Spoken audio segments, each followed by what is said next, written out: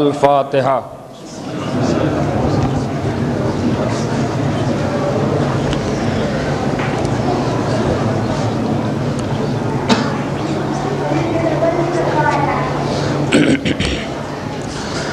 اعوذ باللہ من الشیطان اللعین الرجیم، بسم اللہ الرحمن الرحیم۔ الحمد للہ الذی ہدانا لہذا وما کنا لنہتدی لولا ان ہدانا اللہ۔ لقد جاءت رسل ربنا بالحق والصلاة والسلام والتحیۃ والاکرام سیدنا و نبینا و طبیب قلوبنا و انیس نفوسنا مولانا مقتدانا ہادینا ابی القاسم محمد۔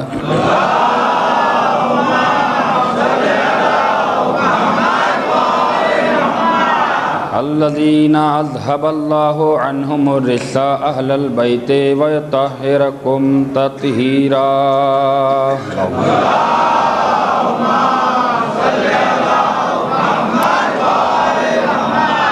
ثم الصلاة علی نبیہ واخیہ وذریتہ وعطرتہ وباب الحکمت والناطق والحی سید الوصیین امیر المؤمنین علی ابن ابی طالب غالب و کل غالب امام المشارق والمغارب سید الوصیین فاتح باب خیبر قاتل مرحب و انتر والد شبیر و شبر فی شانہ ضربت علی یوم الخندق افضل من عبادت الثقلین وعلى أهل بيته الطيبين الطاهرين المعصومين المظلومين المنتخبين المنتجبين ولعنة الدائمة على أعدائهم أجمعين من يومنا هذا إلى يوم الدين آمين يا رب العالمين۔ اما بعد فقد قال سبحانه تبارك وتعالى في محكم كتابه المبين وهو أصدق الصادقين وقوله الحق۔ بسم الله الرحمن الرحيم۔ إنا علينا للهدى وإنا لنا للآخرة والأولى۔ صلوات پڑھ دیں۔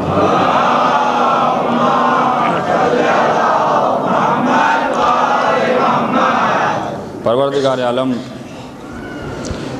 قرآن مجید میں دو باتوں کا اعلان کر رہا ہے۔ ان علینا للہدی، بے شک ہدایت کی ذمہ داری ہمارے اوپر ہے، وَإِنَّا لَنَا لَلْآخِرَةَ وَالْأُولَىٰ، اور بے شک دنیا اور آخرت کا اختیار بھی ہمارے ہاتھوں میں ہے۔ قرآن اور حدیث موضوع کی مجلس آج اپنے 8ویں دور میں داخل ہو چکی ہے اور بالکل اختتام کی منزل سے قریب ہو چکی ہے۔ ایک دو اور گفتگو رہ چکی ہے، لہذا کافی موضوع ہمارا چھوٹ گیا، اور ظاہر سی بات ہے 10 مجلسوں میں ساری باتوں کو سمیٹا بھی نہیں جا سکتا۔ جو اہم ترین بات میں نے سوچی وہ آپ تک پہنچائی، اور انشاءاللہ آج بھی کوشش کروں گا کہ کچھ اہم ترین گفتگو کی جائے تاکہ ہمارے جوانوں کا اس کا علم حاصل ہو اور ہمارے بزرگوں کے علم میں اضافہ ہو۔ کل میں نے گفتگو کی تھی صلح حدیبیہ کی، کہ کس طرح سے مشرکوں نے حضور سرور کائنات سے صلح کی، کس طرح سے صلح کے سارے جو لوازمات ہیں وہ ادا کیے گئے۔ آج انشاءاللہ صلح حسن کی کچھ باتیں بیان کروں گا، اور سارا کریکٹر امیر شام کا کھل کر آپ کے سامنے آئے گا۔ لیکن اس سے پہلے پروردگار عالم نے، میں نے کل کی مجلس میں بیان کیا تھا کہ ایک لگاتار اپنی پیدا کی ہوئی چیزوں کی قسم کھا رہا ہے۔ والشمس وضحاها، سورج کی قسم، والقمر اذا طلاها، چاند کی قسم، والنہار اذا جلاها، دن کی قسم، واللیل اذا یغشاها، رات کی قسم، والسماء وما بناها، آسمان کی قسم، والارض وما طحاها، زمین کی قسم، ونفس وما سواها، نفس کی قسم۔ ایک سانس میں کس اعتبار سے اللہ نے قسمیں کھائی ہیں، میرے پاس وقت نہیں ہے کہ میں ان ساری باتوں کو بیان کروں، لیکن میں آج براہ راست ان سے مخاطب ہو رہا ہوں کہ جو وسیلے کے قائل نہیں ہیں۔ یہی قرآن کی میرے پاس دلیل جو میں نے خود تجزیہ کیا ہے، نہ کسی سے سنا ہے نہ کسی سے پڑھا ہے۔ میں نے اس آیتوں کو جو غور کیا اور اس کا جو میں نے بیک گراؤنڈ سوچا کہ اللہ قرآن مجید میں انہی چیزوں کی ایک ساتھ قسم کھا رہا ہے جو انسانی حیات کے لیے ضروری ہیں۔ انسان کو زندہ رہنے کے لیے جن چیزوں کا نہایت ضروری ہے انہی چیزوں کی قسم کھا رہا ہے۔ اب اکثر لوگ سوچیں گے کہ مولانا جو اپنی بات بیان کر رہے ہیں وہ سمجھ میں نہیں آئی کہ اللہ نے پانی کی قسم نہیں کھائی اور غذا کی قسم نہیں کھائی۔ تو اب یہ دونوں چیزیں اویلیبل ہیں زمین کے ذریعے۔ پانی بھی زمین ہی سے نکالا جاتا ہے اور غذائیں بھی زمین ہی کے ذریعے آپ تک پہنچتی ہیں، لہذا اللہ نے ہر چیز کی قسم نہیں کھائی ہے، ورنہ اگر ایک ایک چیز کی قسم کھانے لگتا تو پورا قرآن قسم ہی سے ختم ہو جاتا۔ لہذا اس کے بعد اتنا وقت نہیں ہے، اس نے سمیٹی ہے اپنی باتوں کو اور سمیٹا ہے اپنی گفتگو کو۔ لہذا اب آپ غور کریے، سب سے پہلی قسم سورج کی۔ سورج جس طرح سے انسانی حیات کے لیے لازم ہے اسی طرح کائنات کے لیے بھی لازم ہے، ورنہ اگر سورج نہ نکلتا تو دن میں جتنی ڈکیتی پڑ جاتی ہے سورج کے نکلتے ہوئے تب تو کوئی انسان محفوظ نہیں رہتا۔ 24 گھنٹہ اگر اندھیرا رہتا تو کسی کی عزت محفوظ نہیں رہتی، کسی کی دولت محفوظ نہیں رہتی۔ اتنا روشن دن کرنے کے باوجود بھی دولتوں پر پہرا بٹھایا جاتا ہے۔ آپ مزاج ربوبیت کو پہچانیے، قرآن سے ہر چیز کو تولا کریے، ملایا کریے۔ انسان کی کوئی فطرت قرآن مجید سے الگ نہیں ہے، انسان کی کوئی حرکت قرآن مجید سے ہٹ کر نہیں ہے۔ گناہ کر رہا ہے اس کا بھی ذکر قرآن میں ہے، اس لیے کہ اللہ نفس کا پیدا کرنے والا ہے، فطرت کا پیدا کرنے والا۔ وہ جانتا ہے کہ یہ بندہ کون سی گناہ کرے گا اور وہ یہ بھی جانتا ہے کہ یہ کون سی نیکی کرے گا، اس لیے کہ وہ ہر چیز کا عالم ہے، ہر چیز کا جاننے والا ہے، ہر چیز کا سمجھنے والا ہے، ہر چیز پہ قدرت حاصل رکھنے والا ہے۔ اب میں نے کہا کہ یہ ساری آیتیں ان کے لیے ہیں جو وسیلے کے قائل نہیں ہیں۔ کہتے ہیں جو کچھ ہے وہ اللہ ہے، آل محمد کچھ نہیں، فلاں کچھ نہیں، نبی کچھ نہیں۔ اچھا، آپ ڈائریکٹ اللہ میاں کے ذریعے پیدا کیے گئے۔ کسی چیز کو ماننے کے لیے یہ لوگ تیار نہیں ہیں کہ نہ ہم رسول کو مانیں گے، نہ آل رسول کو مانیں گے، نہ قرآن کی باتوں کو مانیں گے، کسی چیز کو نہیں مانیں گے۔ میں نے کہا ٹھیک ہے بابا، نہ ہم تمہیں رسول کے ذریعے وسیلہ سمجھا رہے ہیں، نہ ہم قرآن کے ذریعے تمہیں وسیلہ سمجھا رہے ہیں، نہ واقعات کے ذریعے وسیلہ سمجھا رہے ہیں، تمہاری زندگی کے ذریعے ہی تمہیں وسیلہ سمجھائیں گے۔ کہ مولانا کیسے؟ میں نے کہا کہ ایک دسترخوان پہ بیٹھنے والا انسان، اس کے لیے امام بھی کہہ رہے ہیں، خود خدا کہہ رہا ہے کہ ہر چیز پر میری غور کیا کرو تب تمہیں میری قدرت سمجھ میں آئے گی، ہے نا؟ قرآن کہہ رہا ہے کہ ہر چیز پہ، زمین پہ غور کیا کرو کہ اتنی بڑی زمین اللہ نے کیسے پیدا کر دی، تب اس کی قدرت سمجھ میں آئے گی۔ آسمان پہ اللہ کہتا ہے کہ غور کیا کرو کہ بغیر کھمبے کے ہم نے کیسے اسے باقی رکھا ہے، کہہ رہا ہے خدا نا۔ اسی طرح میں انہی وسیلے کے نہ ماننے والوں سے کہتا ہوں کہ تم آسمان پہ مت غور کرو، تم فقط وہ ایک لقمہ حیات، توجہ چاہ رہا ہوں میرے عزیزو، جو انسان دسترخوان پہ بیٹھ کر توڑتا ہے، اور اب فطرت یہاں پر انسان کو جھنجھوڑ رہی ہے کہ آپ نے دسترخوان پہ آئی ہوئی روٹیوں کو توڑا، اسے دال یا سالن میں ڈبویا اور چاہتے ہیں کہ منہ تک لے جائیں۔ کہ انسان کے اندر ایک آواز ہوتی ہے جسے ضمیر کی آواز کہی جاتی ہے، وہ ہر انسان کے پاس ہوتی ہے، چاہے وہ گناہ کرے تب بھی اس کا ضمیر بولے گا کہ یہ کام ہم نے غلط کیا ہے۔ تنہائی اسی لیے ضمیر کا دوسرا نام تنہائی رکھا گیا ہے کہ جب انسان تنہائی میں آتا ہے تو اسے اپنی غلطیوں کا احساس ہوتا ہے اور اپنی نیکیوں پہ فخر کرتا ہے، یہ انسان کی فطرت ہے۔ تو اب وہی ضمیر انہی وسیلے کے نہ ماننے والوں کو جھنجھوڑے گی کہ ایک لقمہ حیات جو زندہ رہنے کے لیے، انسانی حیات کے لیے لازم و واجب ہے، دہن کے پہنچنے سے پہلے کلائی پکڑ لیتی ہے اور کہتی ہے اے وسیلے کے نہ ماننے والے، اس ایک لقمے پہ غور کر۔ کہاں سو رہے ہیں؟ ملا ملا ایک مجھ کو، آپ لوگ قرآن کو ہاں مانتے ہیں، آل محمد کو مانتے ہیں؟ میں نے کہا جی ہاں مانتے ہیں۔ تو ہم کو یہ دیکھیے، اس کا سوال ہے حقیقت کا، وہ تو مجھ کو یہ سمجھا دیجئے کہ اللہ اور بندوں کے درمیان آل محمد کا کام کیا تھا؟ دیکھیے بڑا پیچیدہ سوال ہے، لیکن اگر میں اس کو ثابت کرنے لگوں تو پوری رات ختم ہو جائے گی اور قرآن مجید سے ثابت کروں گا۔ لیکن میں نے کہا اچھا تم نے اتنا بڑا سوال کیا کہ اللہ اور بندوں کے بیچ آل محمد کا کام کیا تھا؟ میں نے کہا اگر آل محمد کے کارنامے اور کام بیان کرنے لگوں تو کارنامے زیادہ ہوں گے، تمہاری عمر چھوٹی ہوگی۔ بولا یہ تو بڑا چالاک ہے ملا، پڑھا لکھا ہے، کہا مختصر لفظوں میں سمجھاؤ۔ میں نے کہا اچھا ٹھیک ہے، اللہ کی نماز پڑھتے ہو؟ ارے اللہ نہ کریں تو پھر اللہ والے کیسے؟ میں نے کہا حضور یہ بتائیے، یہ جو آپ نماز پڑھتے ہیں یہ براہ راست اللہ میاں آپ کا کمرہ کھٹکھٹا کے آئے تھے؟ ہائے ہائے، آئے تھے کہ لو بھائی یہ میری نماز ہے، مسجد میں پڑھ لینا اور محلے والوں کو بھی بتا دینا؟ کہہ رہا ایسا تو نہیں ہوا۔ میں نے کہا روزہ اللہ خود تمہارے کمرے میں آیا تھا، کاغذ پہ لکھ کے دے گیا کہ یہ میرا روزہ ہے رکھنا اور یہ مومنین تک پہنچا دینا؟ کہہ رہا یہ بھی نہیں ہوا۔ ہم نے کہا حج کس نے تمہیں بتایا کہ واجب؟ ڈائریکٹ اللہ کا فون آیا تھا تمہارے پاس کہ بھائی دیکھو بقرعید کا مہینہ ہے تو ہمارے لیے حج کرنا واجب ہے؟ کہہ رہا یہ بھی نہیں ہوا۔ اب ابھی تو قائل کر رہا ہوں یہیں سے گفتگو، تو میں نے کہا تم کیا پوچھ رہے ہو کہ تم اللہ تک جا نہیں سکتے؟ کیا کہنا چاہ رہا ہوں؟ اس لیے کہ اگر اللہ تک چلے جاؤ تو بندے نہ رہ جاؤ، اور اللہ ڈائریکٹ تمہارے پاس آ نہیں سکتا۔ دیکھیں آخری مجمع تک بات پہنچا رہا ہوں، آمادہ کر رہا ہوں اپنے جوانوں کو۔ تم اللہ تک نہیں جا سکتے، اللہ تم تک نہیں آ سکتا، اس لیے کہ تم چلے جاؤ تو عام بندے نہ رہ جاؤ، اور وہ آ جائے تو خدا نہ رہ جائے۔ کیا کہنا چاہ رہا ہوں؟ نماز تم اس کی پڑھتے ہو، روزہ اس کا رکھتے ہو، حج اس کا کرتے ہو، سارے کام اس کے کرتے ہو، تو یہ پیغام لایا کون؟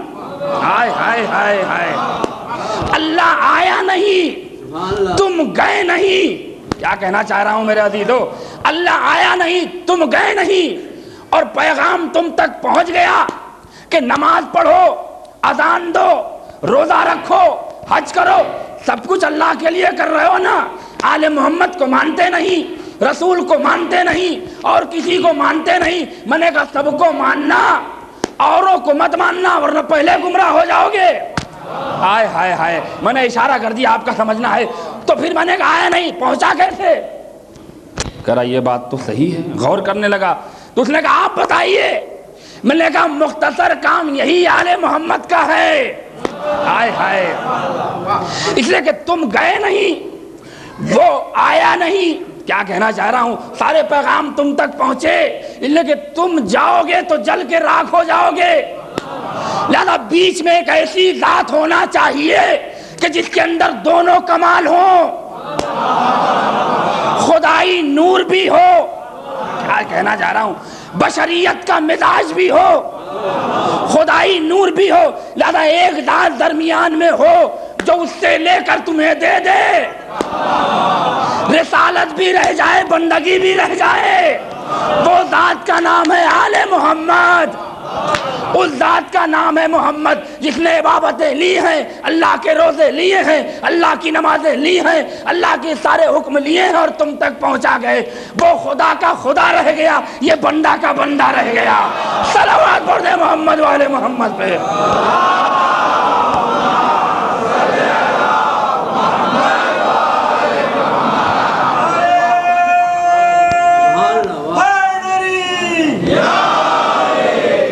تو یہ نماز بھی محمد کی دی ہوئی ہے، یہ روزہ بھی محمد کا دیا ہوا ہے۔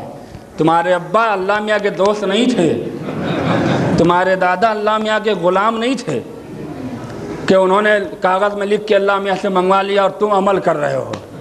تو جب تک آل محمد اور محمد کو نہیں مانو گے، نماز منہ پہ مار دی جائے گی۔ پہلا سوال تو یہی نہ کرے گا اللہ کہ لیگل ہے کہ ان لیگل ہے؟ ہائے ہائے، یہی سوال۔ اب مسلمان تو گھبرائے گا کہ اللہ نے یہ کیا سوال کر دیا؟ من دینوں کا، من کتابوں کا، من قبلوں کا، من اماموں کا، یہ بات نہیں کر رہا ہوں، یہ تو بات کی چیز ہے۔ پہلے سوال کہ یہ جو نمازیں تم نے پڑھی ہیں، قسم خدا کی اگر کسی اسکول میں کسی طالب علم کو مرغا بنا کے سزا دے دی جائے اور بعد میں وہ نکلتا ہے تو جتنی دیر مرغا بنا رہے گا اتنی دیر اسے اپنی غلطی کا احساس رہے گا، لیکن یہ کمبخت مسلمان صبح شام مرغا اللہ کے گھر جا کے بنتے ہیں مگر پھر بھی احساس نہیں۔ ہائے ہائے ہائے ہائے، صلوات پڑھ دے محمد والے محمد پہ۔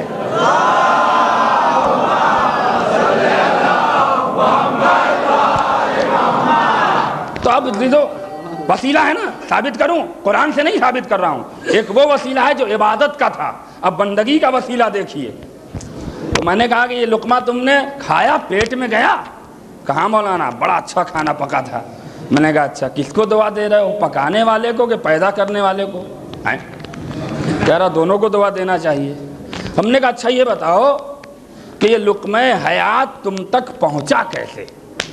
کہہ رہا مولانا بڑی لمبی بات ہے۔ میں نے کہا شارٹ کر کے بتا دو۔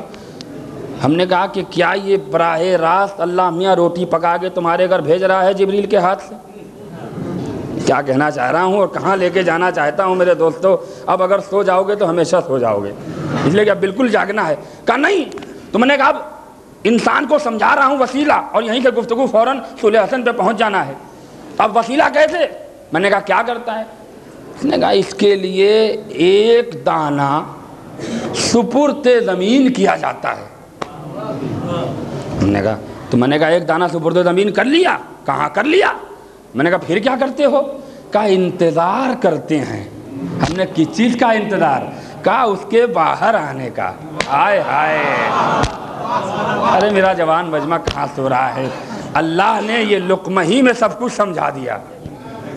یہ ہے جس کے لیے دنیا مر مٹ رہی ہے کہ یہ بھر جائے، چاہے ایمان رہے چاہے نہ رہے، چاہے مذہب پاس رہے چاہے نہ رہے، چاہے عقیدہ پاس رہے چاہے نہ رہے، مگر یہ پہلے، اس کے بعد سب کچھ بعد میں۔ اب میں نے کہا کیا کرتے ہو؟ کہا انتظار کرتے ہیں۔ میں نے کہا کئے گھنٹہ؟ کہ گھنٹہ نہیں حضور۔ تو میں نے کہا 4 گھنٹہ۔ ارے نہیں، آپ کیسی، آپ اتنا بھی نہیں جانتے؟ میں نے کہا کیا؟ کئی دن انتظار کرنا پڑتا ہے۔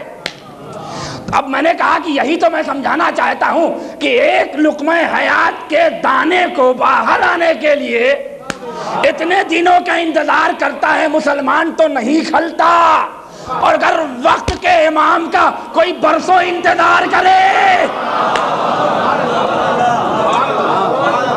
تو مسلمان کو بڑا کھل رہا ہے۔ اچھا پھر کیا کرتے ہو؟ کہ نکل گیا۔ میں نے کہا باہر آیا؟ کہ ہاں آ گیا۔ میں نے کہا توڑ کے کھا لو۔ کہ مولانا ایسے تھوڑی کھایا جاتا ہے۔ میں نے کہا پھر کیا؟ کہ ابھی اور انتظار کرنا پڑتا ہے۔ میں نے کہا اب کس چیز کا انتظار؟ کہا وہ پروان چڑھے گا۔ میں نے کہا پروان چڑھ گیا، توڑو کھا لو، پیٹ بھر لو۔ نہیں مولانا ایسے نہیں ہے۔ میں نے کہا پھر کیا کرتے ہو؟ کہا انتظار کرتے ہیں اس کے اندر پھل آنے کا۔ میں نے کہا پھل آ گیا؟ کہ ہاں۔ ہم نے کہا پھل آ گیا ہے تو توڑ کے کھا لو۔ نہیں مولانا ابھی نہیں کھایا جائے گا۔ میں نے کہا پھر کیا کرو گے؟ کہا اسے پکنے کا انتظار کرنا پڑے گا۔ دیکھیے کئی مدتیں انتظار کی۔ ارے کیا کہنا چاہ رہا ہوں میں؟ ارے میرا جوان مجمع اپنے عقیدے کی مضبوطی کو پہچانے، اپنے عقیدے کی کوالٹی کو پہچانے کہ ہم لوگ کس کے ماننے والے ہیں، اور یہی سوچ لوگے تو قسم خدا کی دعا کرو گے کہ پروردگار ہماری آنے والی نسل بھی اسی سے وابستہ رہے، کہیں گمراہ نہ ہو جائے۔ یہ ہماری خوش نصیبی ہے۔ تو پھر کیا کرتے ہو؟ کہ انتظار کرتے ہیں۔ کس چیز کا؟ اسے پکنے کا۔ میں نے کہا اچھا پک گیا، نوچ کے کھا لو۔ کہ نہیں مولانا۔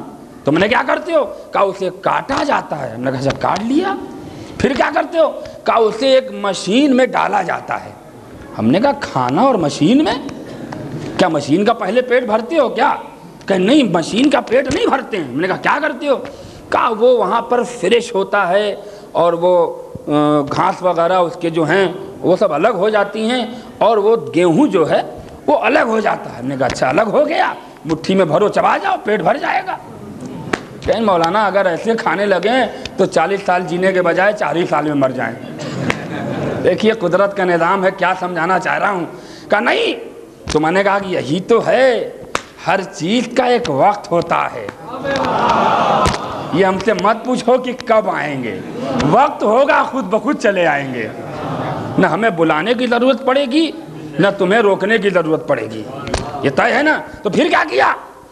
کہا گیہوں تیار ہو گیا، میں نے کہا یہ لقمہ حیات ہے، کھا لو، کہا نہیں کھائیں گے، تو پھر کیا کرو گے؟ کہا دوسری مشین میں جائے گا، وہاں پیسا جائے گا۔ میں نے کہا پیس گیا، اب کیا ہوا؟ کہا وہ برادے کی شکل میں ہو جاتا۔ میں نے کہا اور آسان ہے، پھانکو اور پانی پی جاؤ، پھانکو اور، ارے مولانا نہیں، میں نے کہا ارے اب تو شکل بھی بدل گئی، اب تو صورت بھی بدل گئی، کالے سے گورا ہو گیا۔ کیا کہنا چاہ رہا ہوں میرے عزیزو، ایک دانے میں پورا نظام سمجھا رہا ہوں، فقط ایک دانے کو مد نظر رکھیے، نہ سورج سمجھا رہا ہوں، نہ چاند سمجھا رہا ہوں، نہ ستاروں کو سمجھا رہا ہوں، فقط ایک دانہ سمجھا رہا ہوں، تاکہ ان کم ظرفوں مسلمانوں کو، ان کم بختوں کو کچھ تو سمجھ میں آ جائے۔ تو پھر کیا ہوا؟ شکل بدل گئی۔ میں نے کہا ہاں پھانک کے پانی پی لو، کہا نہیں قبلہ ایسے نہیں۔ تو میں نے کہا پھر کیا کرو گے؟ کہا اسے پانی میں گوندا جائے گا۔ گوندا جائے گا؟ ہاں گوندا جائے گا۔ تو پھر کیسے کرو گے؟ میں نے کہا گوندا، حلوہ تیار ہو گیا۔ ہم نے اب تو اور آسان ہے، مشرک خدا کے لیے حلوہ بہترین بناتے تھے، خدا بناتے تھے اور کھا جاتے تھے۔ میں نے کہا اس سے اچھا تمہارے لیے کیا ہے؟ آٹے کو گوندھ کے سامنے رکھو، دعا کرو، کھا جاؤ۔ کہا نہیں ایسے نہیں کھایا جائے گا۔ کیوں؟ طبیعت خراب ہو جائے گی، طبیعت خراب ہو جائے گی۔ کہ ہاں، تو میں نے کہا پھر کیا کرو گے؟ کہا اب آگ روشن کی جائے گی، آگ جلائی جائے گی۔ میں نے کہا آگ جلاؤ، آگ جلایا۔ میں نے کہا اب کیا کرو گے؟ کہا اس کے اوپر پکایا جائے گا۔ میں نے کہا سارے آٹے کو آگ میں ڈال دو۔ کہہ رہا مولانا آپ عجیب آدمی ہیں، اگر اس میں ڈال دیں گے تو نہ آٹا ہی رہے گا نہ آگ رہے گی۔ میں نے کہا پھر کیا کرو گے؟ کہا اس کے اوپر ایک توا رکھا جائے گا، بھائی منزل قریب ہے، توا رکھا جائے گا۔ میں نے کہا ہاں تو توا رکھ لو۔ اس نے رکھا۔ میں نے کہا اب کیا کرو گے؟ کہا اس کے اوپر آٹے کے ایک ایک ٹکڑوں کو الگ کر کے اسے سمجھا کے، پھسلا کے، بہلا کے، لیپ کے، پوت کے اس توے کے حوالے کیا جائے گا کہ دیکھو جلنا مت۔ ہائے ہائے ہائے ہائے ہائے، میں نے بہت بڑی بات کہی ہے، آپ سمجھے نہیں۔ صلوات پڑھ دیں محمد والے محمد پہ۔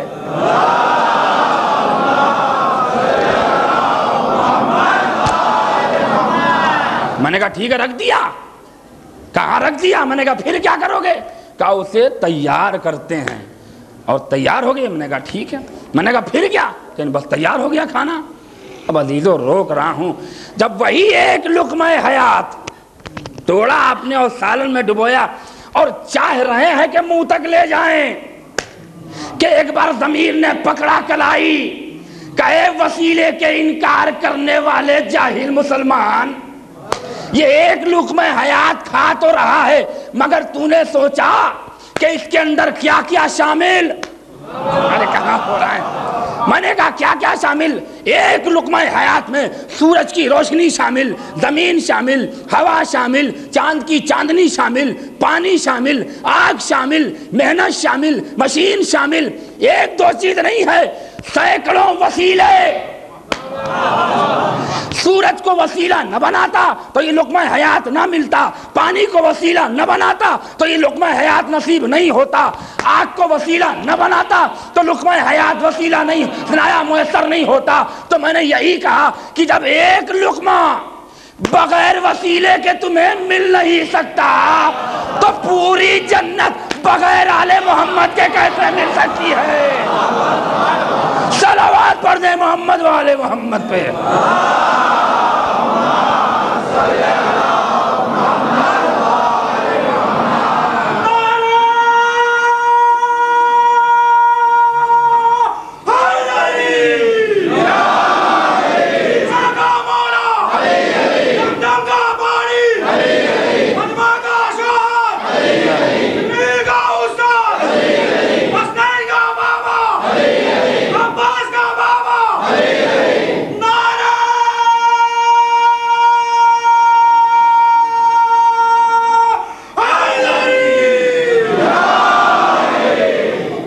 اب سمجھ میں آیا فقط مسلمان اس پہ غور کر لے، اور کچھ نہیں میں کہہ رہا ہوں، قرآن پہ غور کرنے کے لیے نہیں کہہ رہا ہوں، آل محمد کے حدیث پر غور کرنے کے لیے نہیں کہہ رہا ہوں، فقط لقمے پہ غور کر لے کہ ایک لقمہ دہن میں جانے سے پہلے کتنے وسیلوں کے ذریعے گزرتا ہے۔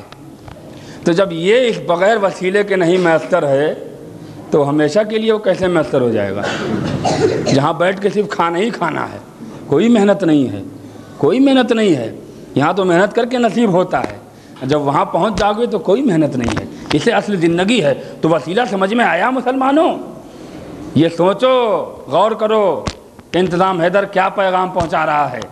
اگر تم نے فقط ایک لقمے پہ غور کر لیا تو وسیلہ آل محمد سے دامن نہیں بچاؤ گے۔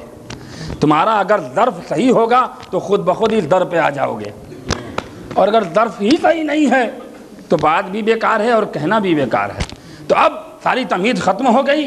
صلح حسن، امام حسن، میں نے کل بیان کیا تھا کہ اسی لیے کسی امام کو دو امام بیٹا نصیب نہیں ہوا، دو بیٹے کسی کے امام نہیں ہوئے، فقط ہوئے تو مولا علی کے۔ پہلے بیٹے کا نام امام حسن، دوسرے بیٹے کا نام امام حسین۔ اور یہی میں مسلمانوں کو بتاتا ہوں کہ یہاں سب کچھ ایک ہے، ایسا نہیں ہے، تمہارے والے نہیں ہیں کہ 40 سال کے بعد ایمان لے آئے اور 41 میں بیچ دیے، پھر 42 میں خریدے، پھر 43 میں بیچ دیے۔ ہسٹری ہے ان کی۔ 40 میں یا نبی اللہ مسلمان بنا دیجئے، سب خاندان کافر تھا نا۔ اچھا، مسلمان بنتے ہی گدی پہ بیٹھنے کی خواہش، کمال کی شخصیت ہے بھائی، ماشاءاللہ۔ ابھی رسول کو پہچانے ہوئے 24 گھنٹے بھی نہیں ہوئے، اور ابھی رسول ہی کو پہچانا ہے، رسول کے اللہ کو کہاں پہچانا؟ ابھی تو وسیلہ مل رہا ہے نا وہاں پہنچنے کا۔ ابھی 24 گھنٹے بھی نہیں گزرے مسلمان ہوئے اور گدی کی سوچنے لگے کہ کیسے حکومت حاصل ہو جائے، کیسے تخت حاصل ہو جائے۔ تو یہ ان کا مذہب ہے۔ یہی کہتا ہوں کہ تم کیا مقابلہ کرتے ہو؟ تمہارے یہاں کی اگر ہسٹری پڑھی جائے تو کوئی 40 سال کے بعد ایمان لے آیا، کوئی 45 سال کے بعد ایمان لے آیا، کچھ لوگ تو مرتے مر گئے۔ ارے جملے پہ غور کیا کریے۔ اب تم آل محمد کا مقابلہ کرتے ہو کہ جو دنیا میں آنے کے بعد کسی مکتب میں نہیں پڑھنے جاتا، علم وہیں سے لے کر آتا ہے، کمال وہیں سے لے کر آتا ہے، ساری صفتیں وہیں سے لے کر آتا ہے۔ امام کا بچپنا، بڑھاپا، جوانی سب ایک ہے۔ یہ ہمارے بچوں کو مکتب میں پڑھایا گیا ہے اور ہمارے بزرگ بھی جانتے ہیں۔ ایسا نہیں ہے کہ معاذ اللہ امام اگر 60 سال کے ہو گئے تو دانت ٹوٹ گئے، آنکھ سے سجائی نہیں دے رہا ہے، پیر چلنے میں۔ یہ آپ کی زندگی ہے، آپ کے خاندان والے رہے، ہے کہ نہیں ہے؟ کہ ضعیفی آئی تو جانور کے سایہ دیکھ کے رونے لگے۔ کیا کہنا چاہ رہا ہوں؟ یہ آپ کے لوگ ہیں۔ ہمارے امام میں کوئی تبدیلی نہیں، جو صفتیں، جو کمال پیدائش کے وقت سے ہے وہی آخری منزل تک، وہی طاقت، وہی علم، وہی کمال، وہ ساری چیزیں وابستہ ہیں۔ وقت انہیں دیکھ کے بدلتا ہے، وہ وقت کو دیکھ کے نہیں بدلتے۔ قسم خدا کی یہ ہے، پہچانیے ان کی ذات کو۔ وہ وقت کے سانچے میں نہیں ڈھلتے ہیں، وقت ان کے سانچے میں ڈھلتا ہے۔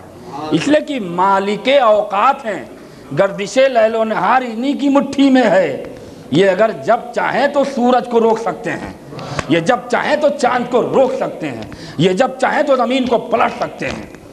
تو اب ان کے اوپر زمانے کا کیا اثر ہوگا؟ زمانہ انہی سے ہاتھ جوڑ کے وابستہ ہے، اپنے ساتھ لیے رہیے ورنہ ختم ہو جائیں گے۔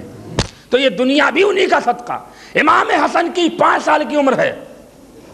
اب علی سے امیر شام، جس کو میں قسم سے ممبر پہ چیلنج دیتا ہوں کہ اسے فقیر شام کہا جائے تو زیادہ اچھا ہے، اور امیر ہے مگر مشرکوں کا امیر۔ ہائے ہائے ہائے، اب ذرا سی اب کتاب کھل رہی ہے، ان کے بھی حرکت سامنے آ جائیں کہ جنہیں کیا کیا لقب دیا جاتا ہے۔ ارے ماشاءاللہ، جسے لگتا ہے کہ دین کے بہت بڑے ٹھیکیدار تھے، یہ اسلام کے بہت بڑے یہ کانٹریکٹر تھے، کہ ایک آفس کھولے تھے کہ جسے مسلمان بننا ہے پہلے ہم سے کنٹیکٹ کرے۔ یہ مسلمان یہی تو سوچتا ہے نا، یہی تو میں نے کہا کہ ان کے یہاں مزاج یہ ہے کہ قاتل بھی رضی اللہ، مقتول بھی رضی اللہ، یہ آج تک فیصلہ نہیں کر پائے کہ کس سے اللہ راضی ہے کہ نہیں ہے؟ تو جو آج تک قاتل و مقتول کا فرق نہ سمجھ سکا وہ اللہ اور علی کا رشتہ کیا سمجھ پائے گا؟ ہے کہ نہیں ہے؟ اچھا 5 سال کی عمر ہے، کہا یار وہ علی بڑا دعویٰ کر رہا ہے سلونی، جو کچھ پوچھنا ہو پوچھ لو، اس سے قبل کہ میں تمہارے درمیان سے گزر جاؤں۔ دیکھیے سب سے زیادہ یہ ذہن میں رکھیے گا، مولائے متقیان سے جو الٹے پوٹے سیدھے گڑھ کے بنا کے پیسہ دے کے ان کو خرید کے سب سے زیادہ اسی امیر شام کے دور میں مولائے متقیان سے سوالات کیے گئے ہیں۔ انشاءاللہ کل کچھ بیان کروں گا کہ کیا کیا علی سے اس کمبخت نے پوچھوایا ہے، اور جواب ملتا تھا تو عجیب سی شکل ہو جاتی تھی۔ اب کیا بتائیں، کم سے کم ہم اتنا جانتے ہیں کہ اس سے اچھی شکل سور کی دکھ رہی ہوگی۔ جو آل محمد کے بغض میں، جو آل محمد سے نفرت پہ آمادہ ہو جائے، خدا کی کیا اس کے اوپر مار ہے وہی جانتا ہے۔ اس لیے کہ علی سے اللہ محبت کرتا ہے اور علی اللہ سے محبت کرتے ہیں۔ 5 سال کی عمر ہے، اب یہ حقیقت ہے۔ ٹیپیکل سوال علماء بیٹھالتا تھا، یہ 40 بعض مفسرین نے لکھا ہے کہ 100 سے اوپر تھے ان کے بعد۔ فلاں قبیلے کا بڑا پڑھا لکھا آدمی ہے، بلا لاؤ، یہاں وظیفہ دیں گے اور سیاست کریں گے علی کے خلاف۔ تو اس نے ایک دربار بنا رکھا تھا جہاں ڈیلی صبح و شام 2 گھنٹہ بیٹھ کر آتا تھا کہ کچھ سوال گڑھا، اور جو سب سے اچھا سوال گڑھتا تھا اس سے سب سے زیادہ انعام ملتا تھا۔ ہے کہ نہیں ہے؟ اچھا اب وہ سارا واقعہ بچپنے میں بچے سنتے چلے آئے ہیں کہ زندہ کو لٹا کے لے آئے تھے نماز میت پڑھوانے کے لیے، یہ کس نے بھیجا تھا؟ یہی فقیر شام۔ ارے کچھ تو کم سے کم خوش ہو جایا کریے، خوش ہو جایا کریے، اور کچھ نہیں ہے۔ صلوات پڑھ دے محمد والے محمد پہ۔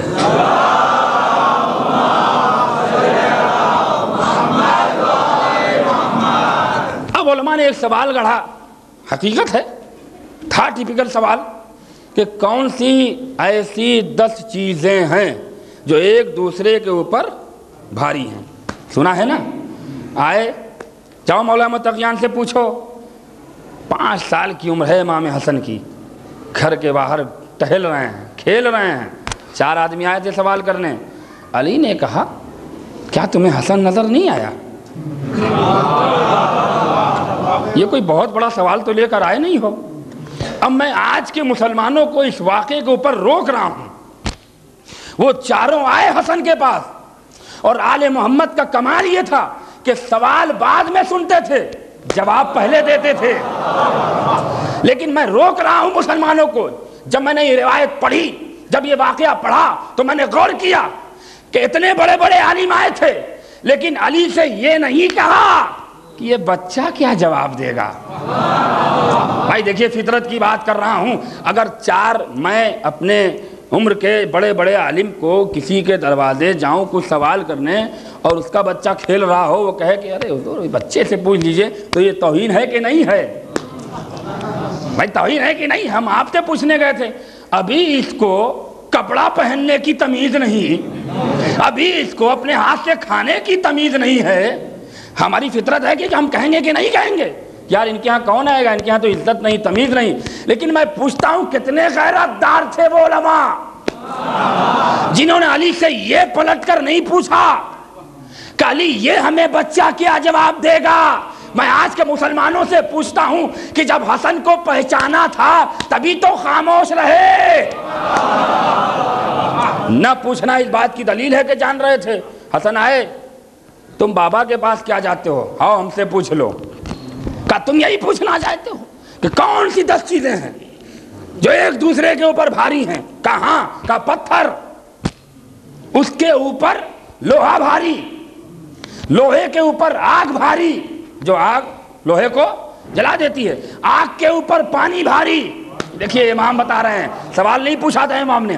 آگ کے اوپر پانی بھاری جو آگ کو بجھا دیتی ہے، پانی کے اوپر وہ بادل بھاری جو پانیوں کو لے کر پھرتا ہے، بادل کے اوپر وہ ہوا بھاری جو بادلوں کو ادھر ادھر ڈھکیلتی رہتی ہے، ہوا کے اوپر وہ ملائکہ جو ہوا کے لیے اختیار مختار بنایا گیا ہے، جو ہوا کے اوپر تعینات کیا گیا ہے کہ تمہارے اختیار تمہارے کنٹرول میں ہوا رہے، وہ بھاری، کیا روکنا چاہ رہا ہوں، اس کے اوپر وہ فرشتہ بھاری، ہائے ہائے، جو ملک الموت کہا گیا۔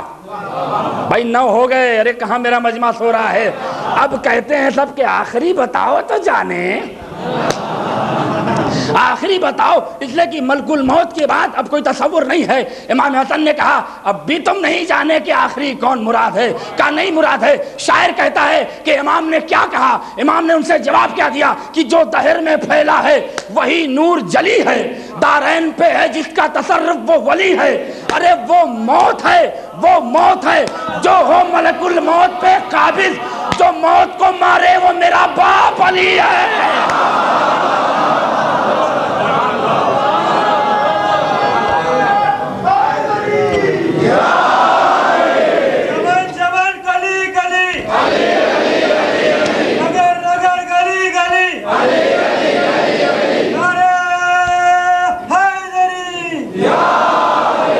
جو دہر میں پھیلا ہے، امام جواب دے رہے ہیں، وہی نور جلی ہے، دارین پہ ہے جس کا تصرف وہ ولی ہے۔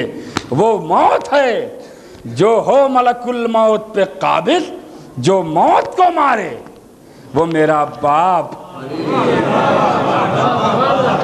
جو موت کو مارے وہ میرا باپ علی ہے۔ پلٹ کے چلے گئے اور جا کے کیا کہا، امیر شام یا تو گردن کاٹ دے یا یہاں سے چھٹکارا دے دے، تو کیوں وہاں بھیج کے ہماری بے عزتی کراتا ہے نا؟ یہ واقعہ، یہ جملہ ہے، امیر شام یا آزاد کر دے یا اب ہم اس دروازے پہ جانے کی ہمت نہیں رکھتے۔ خاموش، چل، تیرے کتنے دینار درہم ہیں، تیری تنخواہ کتنی ہے فلاں، چل ڈبل کر دیا، وہ بھی خوش ہو گیا۔ کم سے کم میں نے کہا کتنی دولت اس کمبخت نے برباد کی ہے، جو بھی، اس لیے کہ جتنی بار یہ پوچھنے گئے اتنی بار لاجواب ہو کے آئے، ہمت ہار گئے۔ امیر شام نہیں جا سکتے ہیں، اتنا بڑا بچہ جواب دے دیتا ہے تو بڑوں کے ہاں کیا بھیجنے سے فائدہ؟ یہ آل محمد کا کریکٹر ہے۔ تو وہی امیر شام جنگ صفین میں، روک رہا ہوں میرے مجمع کو اور اب یہاں سے پوری توجہ چاہتا ہوں آخری مجمع تک۔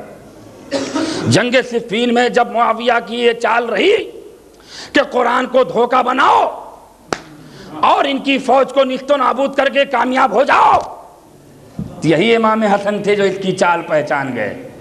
کہاں سو رہا ہے میرا مجمع؟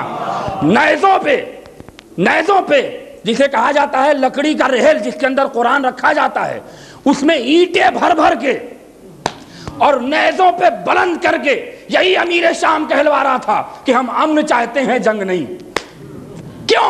اس لیے کہ ادھر کے مولائے متقیان کے سپاہی ان کے ماننے والے حاوی ہو چکے تھے اور ان قریب فتح ہو جاتی کہ اس نے ایک ڈرامہ کیا، چال چلی، حکم ہوا نا۔ امام حسن جان رہے تھے کہ یہ فقط مکاری ہے، مگر کسی کو اوقات بتانے کے لیے، کہ میں نے کہا ہے ایک مثال ہمارے یہاں دی جاتی ہے کہ چور کو گھر تک پہنچانے کے لیے اسے موقع دیا جاتا ہے نا؟ رک گیا بڑے خوش۔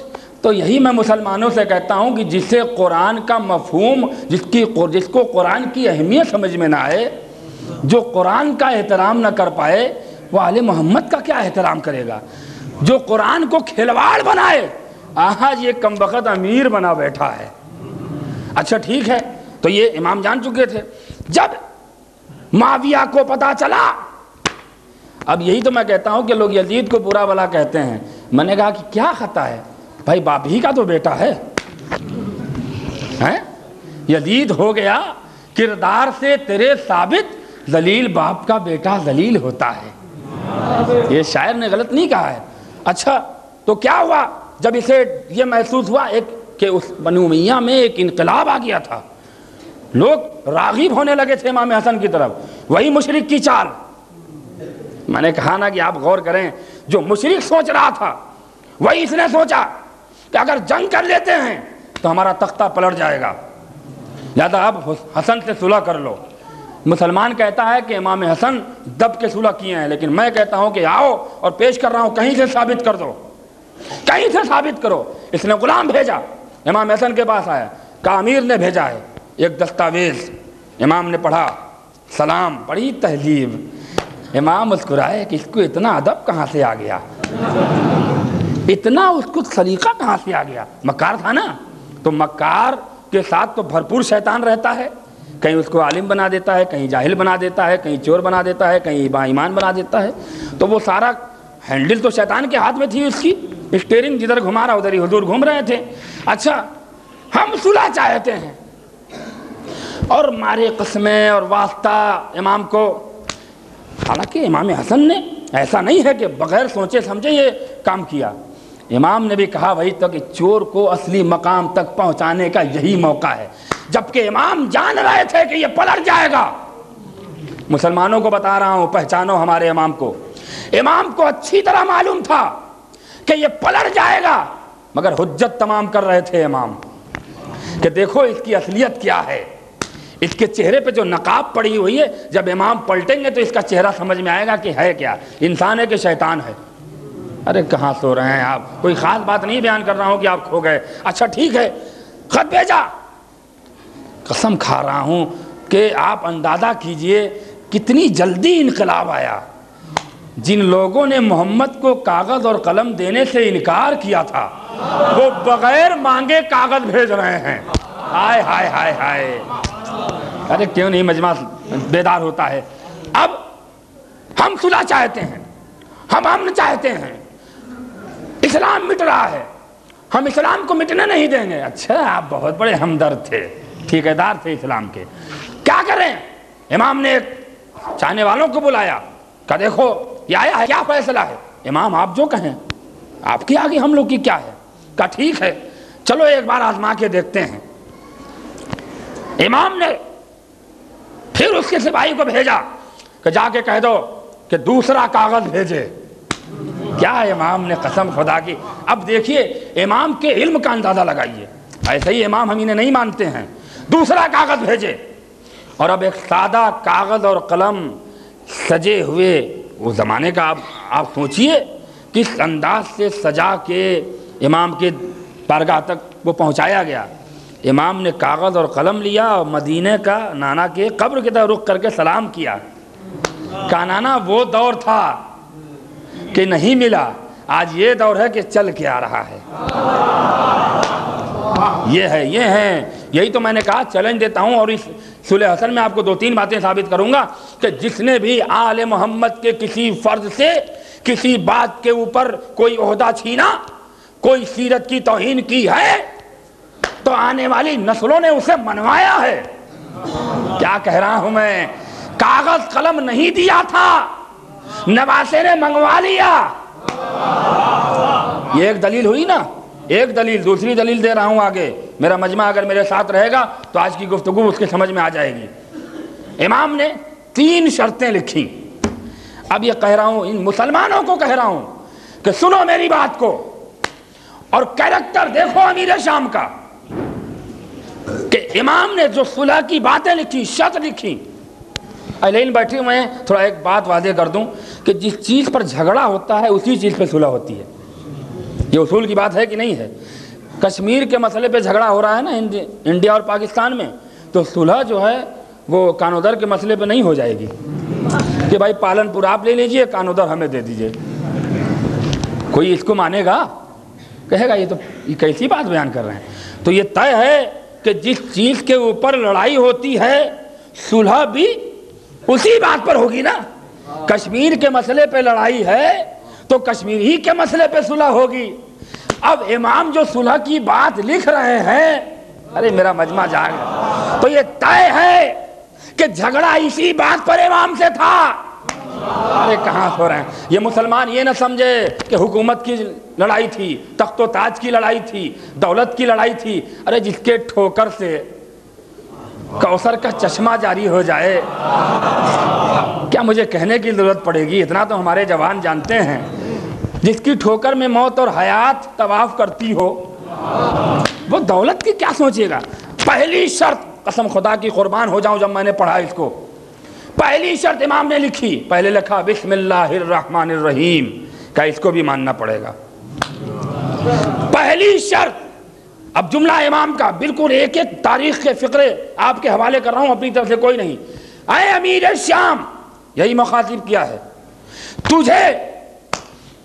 کتاب اور سنت پر عمل کرنا پڑے گا۔ ارے میرا مجمع کہاں ہے؟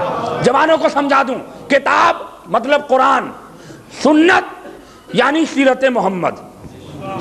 واضح کر دیا نا ہم، تاکہ میرے جوان بھائی بھی یہ شرط سمجھ لیں، یہ صلح نامہ پیش ہو رہا ہے۔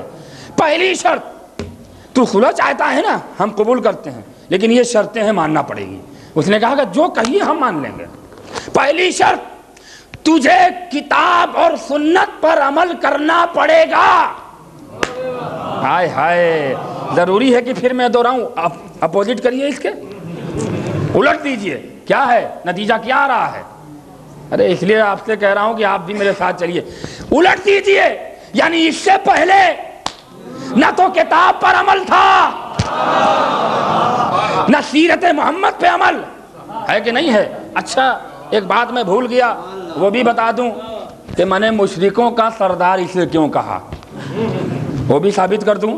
تاریخ اسلام میں دو ہی صلح ہے۔ پہلی صلح کا نام صلح حدیبیہ، جو کل میں نے بیان کر دیا۔ دوسری صلح کا نام صلح حسن، جو ابھی چل رہا ہے۔ اچھا ذرا سی میرا مجمع بیٹھا ہے، کل میں پڑھ چکا ہوں، اس لیے میں سوچتا ہوں کہ یہ مسئلہ میرے لیے بالکل آسان ہو گیا ہوگا۔ صلح حدیبیہ کس سے صلح ہوئی تھی؟ مشرکوں سے، ہے نا؟ ایک طرف کون تھا؟ محمد، ایک طرف کون؟ تو یہاں بھی صلح ہے۔ بھائی محمد کا نمائندہ حسن تو سمجھ میں آ گیا، یہ مشرکوں کا سردار کون تھا؟ ہائے ہائے ہائے، تاریخ دہرائے گی کہ نہیں دہرائے گی؟ مشرکوں سے صلح ہوئی تو اب محمد کا نمائندہ تو حسن بن کر آ گئے، مشرکوں کا نمائندہ کون بن کر آیا تھا؟ ہائے ہائے، اسی لیے میں کہتا ہوں مشرکوں کا سردار۔ برا لگتا ہوگا، ایک صلوات پڑھ دے محمد والے محمد پہ۔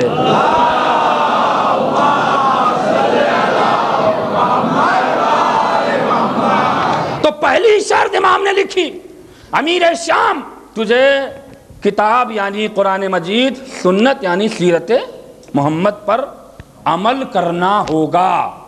تو اس کا مطلب یہ ہے کہ اس سے پہلے نہ قرآن پہ ان کا عمل تھا حضور کا، اور نہ سیرت محمد پر عمل تھا۔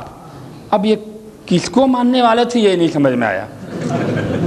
اچھا ہماری یہ نہیں سمجھ میں آتا ہے، اس بات کو بیان کروں گا، اور پھر اس بات پہ غور کریے گا کہ آخر وہ لوگ ہیں کون جن کے لیے میں آپ سے کہوں گا۔ دوسری شرط کیا امام نے منوایا ہے قسم خدا کی؟ آپ اب یہاں پہ روک رہا ہوں نا کہ جس بات کے لیے امام کے یا آل محمد کے کسی فرد سے کوئی عہدہ، کوئی دولت، کوئی عزت، کوئی ثروت چھینی گئی ہے، تو اللہ نے اتنا انصاف کیا ہے کہ بہت جلدی اسی چیز کو انہی کی اولاد سے منوایا ہے نا۔ کاغذ انکار کیا تھا، نواسے نے منگوا لیا۔ امام نے جب لکھا کہ تجھے کتاب اور سنت پر عمل کرنا پڑے گا، اس نے فوراً سائن کیا، حضور کروں گا۔ سیرت کا کہیں ذکر نہیں ہے، سیرت صحابی۔ اب دیکھیے علماء اہل سنت، نام گناؤں 14 عالم ہیں جنہوں نے لکھا ہے، نام نہیں بتا سکتا ہوں، لیکن اس میں سب بڑے بڑے ہیں، سب بڑے بڑے ہیں، چھوٹا کوئی نہیں ہے۔ محدث دہلوی، جلال الدین سیوطی، فخر الدین رازی سب ہیں، اور نئے دور کے عبدالشکور صاحب بھی، اور علی میاں ندوی تو ماشاء اللہ تھے۔ کتاب لکھا المرتضیٰ، نام دیا لکھی ہوئی کتاب کا المرتضیٰ، اندر ہائے ہائے، ضروری ہے کہ بتاؤں؟ تو یہ سب اتنے مکار ان کے عالم تھے، ساری باتیں علی کے خلاف، اوپر المرتضیٰ کتاب کا نام، اتنی موٹی، پڑھی ہے میں نے، بہت قاعدے سے پڑھی ہے، ان کا بھنڈا نہیں کھولنا چاہتا ہوں اس لیے کہ نئے دور کے ہیں، جب شروع ہی سے چلا آ رہا ہے پہلے انہی کو بتاؤ۔ تو المرتضیٰ، اس کے اندر ساری باتیں سب علی کے خلاف، سب مولا کے خلاف۔ آیت ان کی شان میں کہاں آئی تھی؟ وہ ایک قبیلہ تھا اس کے لیے اتارا، یہ تحدید وہ ان کے لیے کہاں آئی تھی؟ سلمہ چادر اوڑھتی تھی، اللہ کو پسند لگتا تھا، انہوں نے آیت اتار دی۔ آئے ہائے، ارے میں کہاں کہاں بیان کروں، میرے پاس بہت چیزیں ہیں مگر وقت نہیں ہے میرے پاس۔ اچھا ٹھیک ہے، اب اس نے لکھا علماء نے کہ علی کو خلافت کیوں نہیں دی گئی؟ پورا مجمع میرا بیٹھا ہے اور میری بات غور سے سنیں۔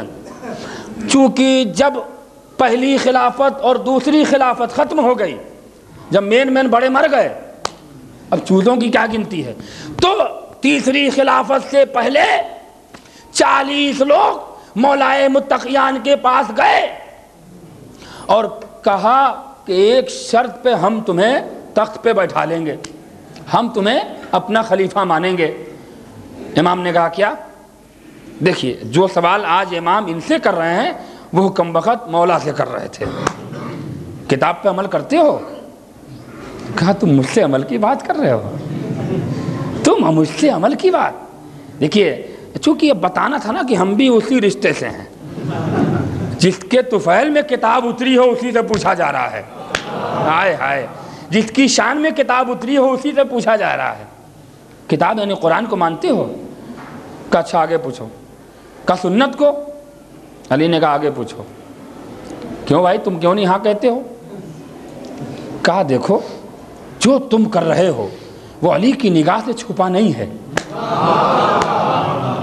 وہ علی کی نگاہ سے چھپا نہیں ہے، تمہیں جو اپنے مقصد کا سوال کرنا ہے وہ ہم سے کر لو، تم ہم سے پوچھ رہے ہو قرآن پہ، سیرت کی بات ہم سے کر رہے ہو، اچھا نا تیسری بات کیا؟ تو بزرگوں کی سیرت پہ؟ اللہ اکبر، یہ کتاب کی بات ہے انہی کی کہ خلافت کیوں نہیں دی گئی، ان علماء نے وجہ لکھی ہے۔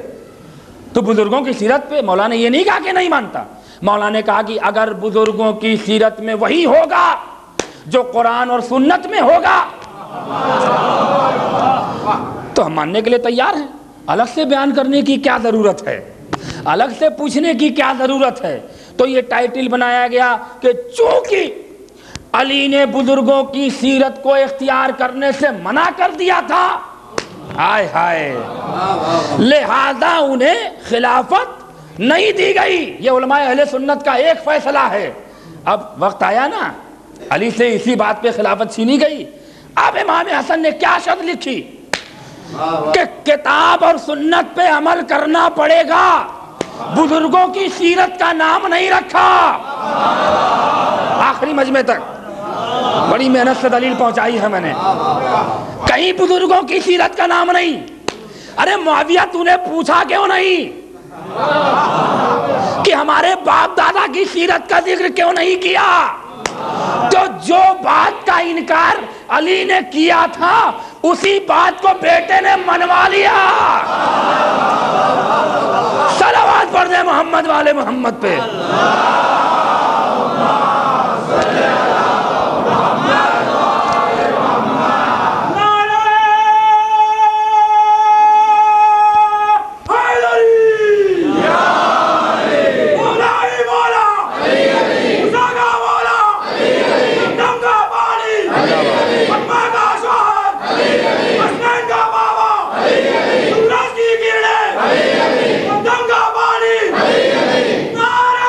سلامت رہیے۔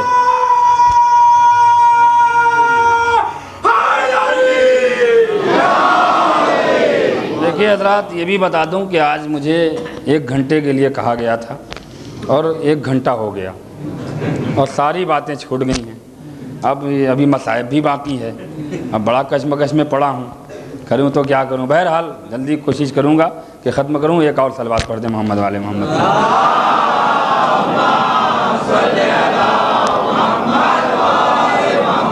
لیکن کم سے کم اسے تو مکمل کر دوں تاکہ ہمارے جوان بھائی سمجھ لیں۔ تو پہلی شرط کتاب اور سنت پر عمل کرے گا۔ علی نے انکار کیا تھا نا کہ بزرگوں کی سیرت کہاں بھی اس سے کھوس رہے ہو، حسن نے منوایا۔ ایک بیٹے نے 2 باتوں کو منوایا، کاغذ اور قلم نہ دینے والوں کو خود بلا لیا، اور باپ نے جو بات کہی تھی بیٹے نے منوائی۔ امیر شام تم نے یہ نہیں کہا کہ یہ رکھو تبھی صلح ہوگی، بزرگوں کی سیرت اٹیچ کرو؟ سرکار جو کہی ہے منظور ہے۔ سرکار، اب سرکار کیا، سرکار اپنے فائدے کے لیے تھوڑی صلح لکھ رہے ہیں، تمہاری طرح مکار تھوڑی ہیں، ہائے ہائے، تمہاری طرح خاندانی چور تھوڑی ہیں۔ یہ تو وہ ہیں کہ جن کے اوپر قرآن بھی نثار ہے، ملائکہ نثار، سورج نثار، ستارے نثار، پوری کائنات نثار۔ نثار نہ ہو تو یہ چیزیں باقی بھی نہ رہیں، شرط بھی ہے۔ یہ خوش ہو کے نہیں، انہی کی بدولت زندہ ہے، لہذا نثار، یہ انہی کی وجہ سے۔ تو اب کہا دوسری شرط، دیکھیے مولا نے کردار اس کا اسی لیے صلح کی تھی کہ ان کا پورا کردار کھل کر سامنے آ جائے، ہے نا۔ اپنے کو وارث محمد بناتا تھا، ہم ان کے وارث ہیں، ہم ان کے وارث ہیں. اے وارث کا ایسا کردار. دوسری شرط امام نے لکھی کہ تو احکام شریعت پر عمل کرے گا. ہائے ہائے، ارے میرا مجمع کہاں سو رہا ہے؟ سمجھ میں آیا امام نے کیوں لکھا؟ حضور یہ بھی لیتے تھے. ہائے ہائے، اب اس سے بڑی بات نہیں ہو سکتی ہے. صلوات پڑھ دے محمد والے محمد پہ.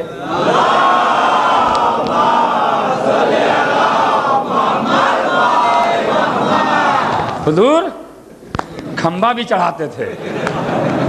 ماشاءاللہ، کیا ان کے امیر کا کردار ہے.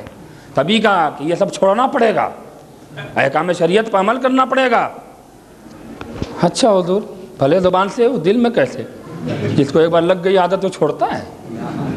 ہیں بڑے بڑے مر گئے تو یہ شیطان کا پریدہ کیسے مر جائے گا؟ اچھا بھائی ٹھیک ہے. تیسری شرط، روک رہا ہوں پورے مجمع کو قسم خدا کی، کیا بیٹے نے صلح نامہ کیا ہے. تیسری شرط، امیر شام آج کے بعد تو اور تیرے سپاہی، تیرے اچھلے پچھلے خاندان، یہ سب سمیٹا مولا نے، ساروں کا ذکر کیا ہے.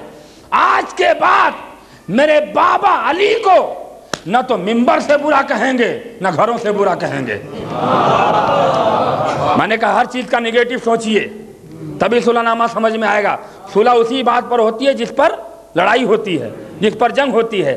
3 بات امام نے رکھی. احکام شریعت پر عمل کرنا، اس سے مطلب یہ ہے کہ حضور اس سے پہلے نہیں تھے، یہ طے ہو گیا نا. نماز کے بھی عادی نہیں رہے ہوں گے، جب یہ لیتے ہیں تو نماز کیسی یاد؟ سب سے بڑی چیز شوق فرماتے تھے حضور.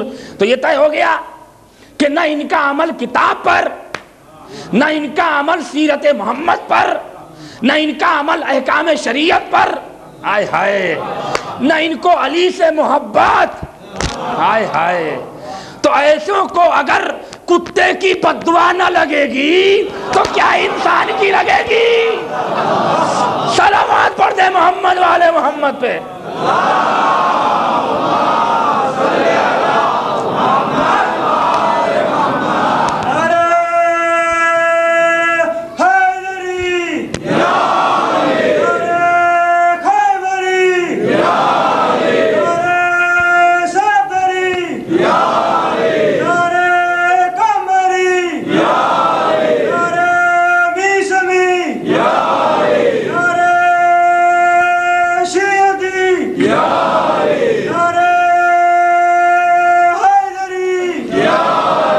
تو اب دوسری